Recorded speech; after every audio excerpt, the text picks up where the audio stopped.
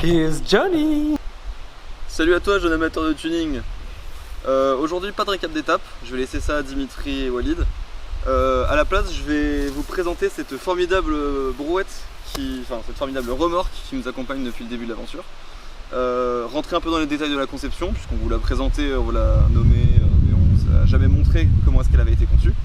Et puis aussi, vu que j'ai pu travailler dessus pour faire quelques réparations, vous montrer un peu les optimisations qu'on a pu faire et quels problèmes on a rencontrés depuis le début de l'aventure.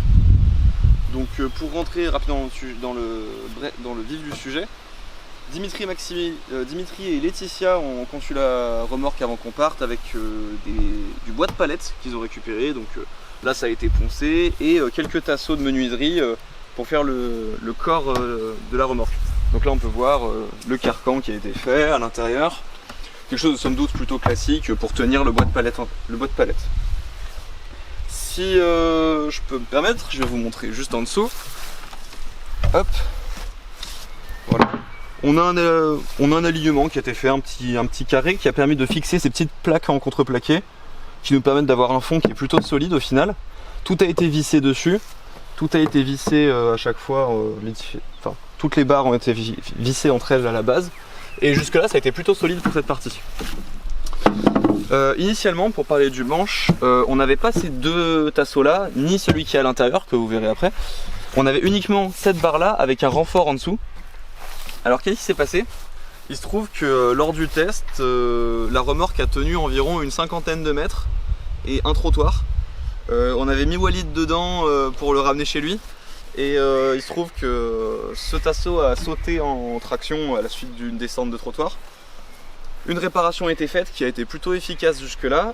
Ça a été de rajouter cette barre ici et de visser donc par en dessous et à travers la barre ici pour la maintenir en traction et rajouter ces deux tasseaux là pour pouvoir être sûr que le manche tienne bien. Globalement c'est à peu près tout pour la brouette initiale, à savoir que il y avait effectivement ces tasseaux là qui permettaient de maintenir les roues. Elles sont totalement démontables. En soulevant ici on peut voir qu'il y a une liaison boulonnée là qui permet de sortir les roues facilement juste en les tirant. Les roues, comme vous avez pu le voir juste en dessous, elles sont pas reliées entre elles, elles sont vraiment indépendantes et elles sont tenues à chaque fois par ce petit rectangle là. Concernant les optimisations qui ont été faites maintenant, il y a quelques jours lors de la deuxième étape, le manche ici a pété. Alors il faut savoir qu'à la base on avait le tasseau ici qui était en entier avec, par souci de coquetterie, ce petit bout de métal là qui avait été manché sur le tasseau, et donc le tasseau avait été poncé pour rentrer pile dedans. Petit problème de conception, puisque vous comprenez bien qu'une remorque remplie portée par un tout petit morceau de bois comme ça n'a pas tenu très longtemps. Donc ce qu'on a fait, c'est que on a remplacé ici le bout de bois manquant par deux plaques en métal qu'on a mises sur le tasseau là par des liaisons boulonnées pour que ça tienne vraiment bien en compression. Et ici on a de l'acier, donc ça tient plutôt bien et on a pu le réattacher au vélo correctement. Par la même occasion, on avait pu faire une autre optimisation qui était qu'à la base, dans ce tasseau là, on avait non pas des... sur la partie en dessous ici, on avait non pas des liaisons qui étaient boulonnées, mais des liaisons vissées. Donc on avait un risque en fait que toujours en traction, on finisse par arracher le tasseau qui était juste là sur un mauvais choc, sur un mauvais rebond. Donc finalement ce qu'on a fait, c'est qu'on a pris des tiges filetées d'environ cette taille en M5 et on a pu boulonner par les deux bouts. Ça a été les premières réparations et optimisations qu'on a faites. Et puis le soir en fait, pour avoir traîné la carriole, avoir traîné la remorque depuis le début, j'avais remarqué que les roues ici, au niveau des intersections en fait, étaient en train de s'arracher à cause de la pression, à cause de l'effort qui était soumis à la remorque par les choses qu'elle portait tout simplement. Et donc ce qu'on a fait, c'est que on a donc fixé des tasseaux. Alors ici il est simplement encastré. Et ici une liaison boulonnée à travers le tasseau. On a donc emprunté une scie et on a pris des planches à un local à un moment sur la deuxième étape. Et donc le soir on est venu donc découper des tasseaux, découper des planches, pile ce qu'il fallait pour prendre l'angle ici et prendre l'horizontale ici. afin de pouvoir donc boulonner ici une bonne planche. Et donc ici elle est simplement encastrée puisque l'effort est uniquement vers le haut quand elle porte des choses. Et jusque là ça nous a plutôt bien tenu, à la seule différence que pour cette roue ici il y avait un arrachage qui était plutôt important. Donc on est venu fixer à l'arrière un cadre un angle en métal ici qu'on a boulonné, histoire de s'assurer vraiment, ici voilà, histoire de s'assurer vraiment que la roue ne bougera plus jusqu'à la fin de l'aventure, quoi. Jusque là on n'a vraiment eu aucune modification depuis 3-4 jours, ça n'a pas bougé du tout, donc on est vraiment content de ça. Maintenant on peut vous présenter les choses un peu plus esthétiques, à savoir que on s'est dit pour animer un peu cette remorque et pour pouvoir faire pour qu'elle soit un peu plus visible, on va dire, quand on se déplace, on a commencé à faire signer les gens qu'on rencontre. Donc là ici on a nos hôtes de la veille, ici on a nos hôtes d'il y a 3 jours. Et ici par exemple c'est quelqu'un qu'on a rencontré dans la rue qui nous a demandé s'il pouvait la signer. Pourquoi pas, hein. Et voilà, on les a nous-mêmes signés. Ici vous pouvez voir Maximilien aussi. Et donc voilà, c'est quelque chose qui est intéressant je trouve pour faire vivre un peu cette remorque. Et puis ça la rendra, ça va la personnaliser un peu. Et enfin ici, quand on roule, bien visible, notre logo Course pour le climat, avec ici donc cette petite particularité. Donc ça c'est nous qui l'avons écrit et non pas les gens concernés. Il s'agit des gens qui nous financent comme c'est écrit, et pour les remercier on a écrit leur prénom. Il s'agit de tous les gens qui ont donné sur notre Lydia, qui nous aident du coup à financer un peu cette aventure, à savoir que du coup on paye de nos poches, on finance un peu avec l'argent qu'on a de côté. Mais en participant, vous nous aidez à rentrer dans nos frais, à pouvoir amortir un peu le coût de cette aventure. Et donc merci. Salut. Je fais l'intro du J5 parce qu'il y en a un peu marre de voir la tête de Dimitri tout le temps. Une étape cool, après 4 gros jours de montagne bien compliqués. Donc un peu plus chill, mais Dimitri vous en parlera. Pas mal de repos, bien mérité, surtout au niveau des jambes, surtout au niveau des genoux. C'était un peu compliqué. J'essaie de virer Antoine. Ah, ça part pas. Quoi d'autre? Merci, oui, on peut remercier la ville de Digoin aujourd'hui, la mairie de Digoin qui nous a accueillis, qui nous a offert pas mal de verdure, un stade sympathique et surtout les locaux qui sont associés. Et donc voilà, merci à eux tout simplement de nous accueillir ici. Au niveau de mon ressenti personnel, comme je l'ai dit, une journée plutôt chill, plutôt sympathique. Pas mal de repos avant de grosses étapes qui arrivent. Mais au niveau pente, au niveau montée, on a déjà fait le plus dur, donc ça fait plaisir. Voilà. Il est content. C'est bien Antoine, c'est bien. Ouais, c'est bon. Aujourd'hui, on a commencé la journée en se levant sans Maximilien, donc. Et c'était assez chargé en émotions. Toi, tu l'as pas vu, nous on l'a vu avec Walid, on était réveillés. Mais moi, je vais pas me lever pour dire au revoir à Maximilien quand même. J'ai quand même un peu mieux à faire que ça. Et puis ensuite, c'était les au revoir à Baptiste et Clara. Puis ensuite, on est allé de Paray-Monial jusqu'à Digoin, donc à 12 km de là. Étant donné que mon genou s'est pas rétabli et que celui de Walid non plus, bien, cette étape on l'a faite en autostop. Donc on remercie Thury de nous avoir pris au bord de la route, de pas gagner d'avance. Mais pourtant voilà, on est arrivé vivant ici et on espère pouvoir recourir au plus vite, même si finalement on n'en sait rien. Et voilà, on se prépare ce soir à accueillir Benjamin et Paul qui vont arriver autour de 20h. Et voilà, du coup on sera 5 et ça c'est plutôt cool. Aujourd'hui J5, donc on va vous parler d'éco-anxiété. Donc je vais commencer par définir ce terme, donc éco-anxiété ou solastalgie.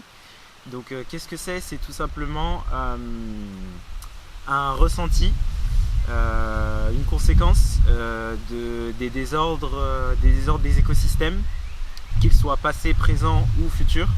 Donc c'est un ressenti sur l'être humain. Et les scientifiques, les médecins de manière générale séparent un peu ces termes. Donc la solastalgie c'est plutôt un ressenti par rapport aux événements passés. C'est très lié au réchauffement climatique. Le réchauffement climatique est une des premières raisons. Et l'éco-anxiété plutôt des événements futurs. Donc tout ce qui est peur par rapport à ce qui arrivera plus tard. Donc un peu une sorte d'anticipation. Donc l'éco-anxiété, c'est pas tout de suite une pathologie mentale. Ça peut devenir une pathologie mentale à partir du moment où les personnes qui en souffrent commencent à avoir des problèmes de santé, du mal à se nourrir, du mal à aller au travail, par peur justement de toutes ces choses, de ce désordre des écosystèmes. Mais à une échelle, disons, moins problématique, moins destructrice pour l'être humain, c'est déjà des peurs, des inquiétudes donc, par rapport à tout ce qui se passe, et également des peurs liées aux souffrances humaines que ça engendre, donc tout ce qui est catastrophe naturelle, etc., dont on a parlé les jours précédents, comme par exemple les canicules ou encore les fortes pluies qui ont causé que ce soit des dégâts matériels ou humains dans les semaines récentes. Donc mon ressenti par rapport à l'éco-anxiété, pour moi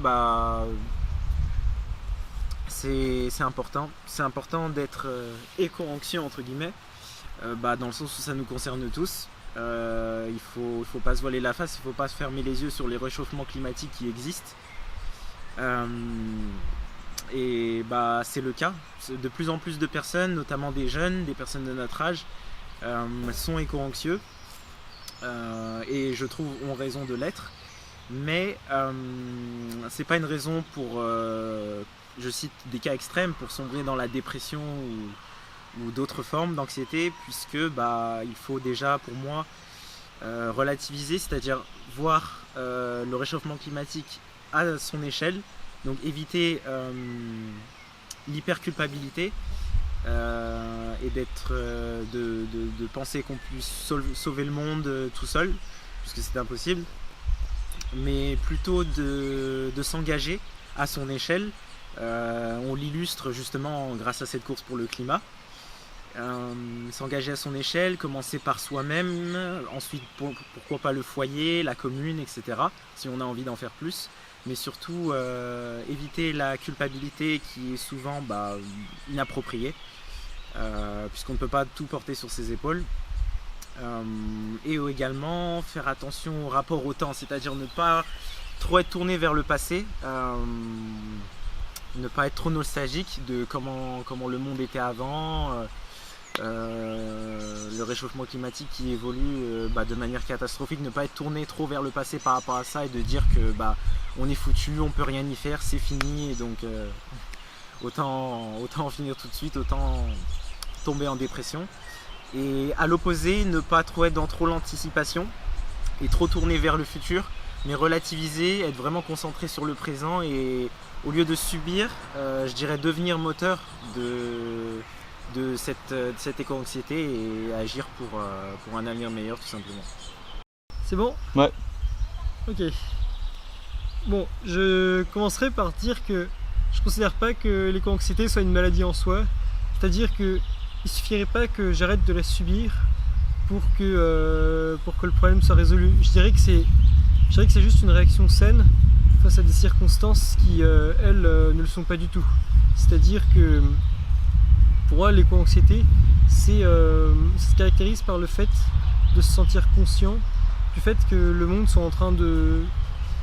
que le monde tel qu'on le connaît soit en train de mourir, et que si on ne fait rien, alors les conséquences seraient complètement dramatiques et extrêmement dangereuses. Et c'est comme ça que je définirais cette éco-anxiété, en tout cas la façon dont moi je la vis. C'est quelque chose, je dirais, qui n'est pas apparent à l'extérieur, c'est-à-dire que voilà, au quotidien, je vais apparaître aux autres comme quelqu'un de tout le temps positif, de tout le temps joyeux, et effectivement c'est le cas. Enfin, je suis naturel, vraiment super optimiste, et puis j'aime la vie, quoi.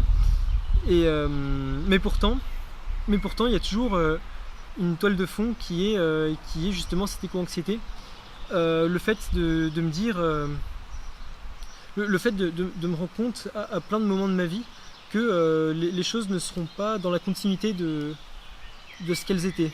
C'est-à-dire que, en fait, ça se manifeste de plein de manières différentes, je dirais. Par exemple, quand je vais faire une balade en forêt, ça m'arrive de me dire, tiens, peut-être que je fais partie de la dernière génération qui peut encore voir une forêt en France qui tient encore à peu près la route. ou alors parfois je mange quelque chose et je me dis tiens, est-ce qu'un jour il n'y aura rien dans mon assiette, ou alors un jour j'ouvre mon robinet et je me dis tiens, est-ce qu'un jour il arrêtera de couler, et voilà, et tout ça fait que le fait de se projeter dans l'avenir en fait est rendu très difficile, c'est-à-dire que on sort d'une période depuis la fin de la Seconde Guerre mondiale où voilà, il y avait l'abondance à tous les étages, c'est-à-dire que on était dans une période de croissance économique formidable, et donc l'humanité, en tout cas l'humanité occidentale, pensait qu'elle n'avait plus aucune limite, et que voilà, ça y est, maintenant on avait résolu le problème de la faim, on avait résolu tout un tas de choses, et qu'à partir de maintenant on allait avoir de plus en plus de confort, et maintenant on heurte des limites physiques qui font que petit à petit tout ce qu'on connaît va être remis en cause, et c'est compliqué du coup de se projeter dans cet avenir là, c'est-à-dire que cette éco-anxiété, du coup c'est l'angoisse qu'on n'arrive pas à s'adapter à ce au fait que ces limites physiques soient atteintes, et mettent en péril la façon dont notre civilisation opère. Et donc dans ce contexte-là, c'est compliqué de savoir. C'est compliqué de faire des projets déjà parce que le monde va plus être stable, il va être ponctué par tout un tas de crises qui seront pas vraiment des crises, puisque normalement une crise c'est un choc qui est suivi d'un nouvel état d'équilibre, mais là cette éco-anxiété se caractérise par le fait que je suis conscient que les crises qui vont venir seront des chocs qui vont pas être suivis d'un retour à la normale, mais de chocs qui vont être suivis d'autres chocs, qui vont être suivis d'autres chocs, qui vont être suivis du fait que notre modèle finalement ne va pas pouvoir continuer, et du coup c'est compliqué d'arriver à se projeter là-dedans.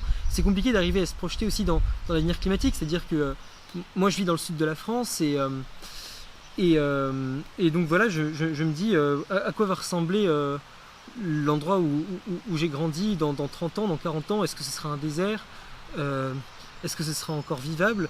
Voilà, c'est le genre de questions que je me pose, et aussi voilà,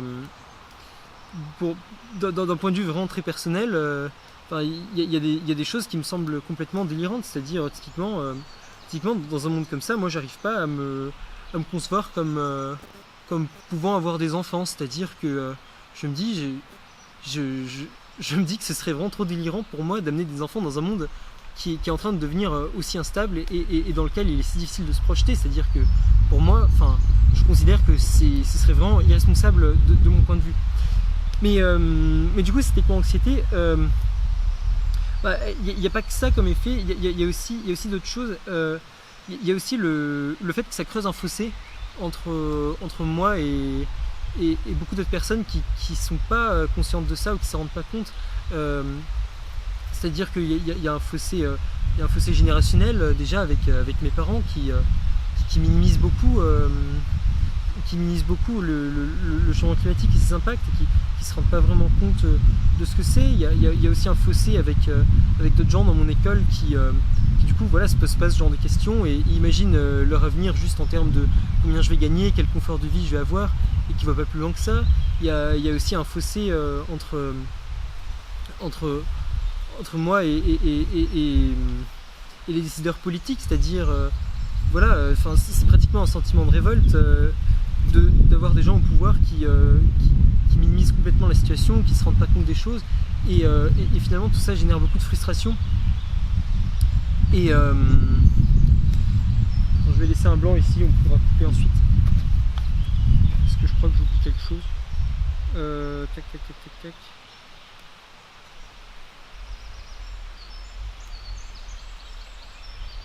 Oui.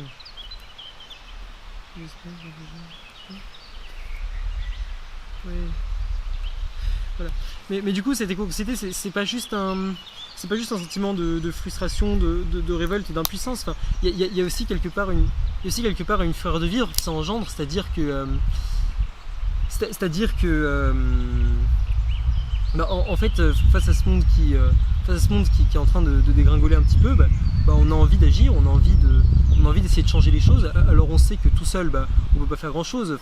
Dans une humanité à 8 milliards de personnes, c'est complètement délirant d'imaginer que je vais influencer le cours de l'histoire. Mais néanmoins, néanmoins, voilà, on a envie de faire en sorte de sauver les meubles autour de nous, d'essayer de prévenir, d'essayer de sensibiliser les gens. Et donc voilà, quelque part, cette éco-anxiété, c'est pas juste tout un tas de choses négatives et horribles qui plombent la vie, mais c'est aussi une envie d'agir, une envie de se battre, et une envie et une envie, voilà, de faire en sorte que ça se passe au mieux, de sauver les meubles qui peuvent encore être sauvés, parce que c'est super important que tout le monde s'engage là-dedans, puisque enfin, le monde tel qu'on le connaît a beau ne pas pouvoir perdurer, il ne tient qu'à nous de faire en sorte que la transition vers autre chose se passe au mieux, et c'est quelque part, voilà, quelque part, malgré toutes les choses terribles que ça va engendrer, il y a aussi ce côté où c'est peut-être le plus grand défi auquel l'humanité est en train de faire face, peut-être le plus grand défi auquel elle a eu à faire face de son histoire, d'après moi, et le fait de vivre cette époque, ça reste quelque chose de très intéressant. C'est un moment charnière de notre histoire où finalement,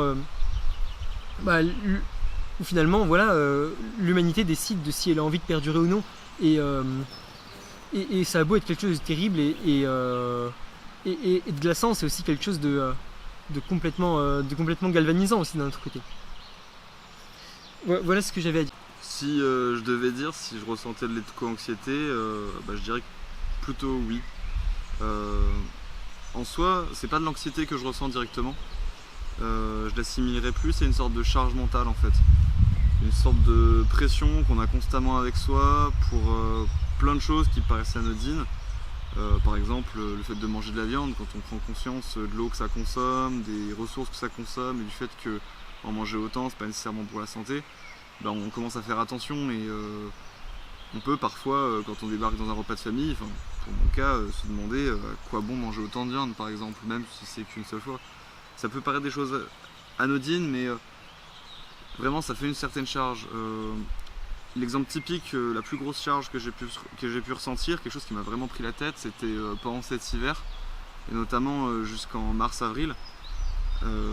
Là où les gens autour de moi passaient un plutôt bon hiver, hein. Il a fait des bonnes températures, bon, il a fait plutôt frais au printemps, en hiver, rien de très alarmant. Je trouve que peu de gens ont pris conscience ou avaient en tête le fait qu'il n'avait pas plu pendant plusieurs mois. À savoir que effectivement les gens ils sortaient au jour le jour, ah tiens il fait bon, on y va, et puis en fait on a tendance à aller du jour au lendemain au travail, à l'école, et de se dire que tout ça, tout va bien quoi, et puis oh il a pas plu, ouais mais ça fait qu'une semaine ou 2 semaines. Non, ça faisait 3-4 semaines qu'il n'avait pas plu.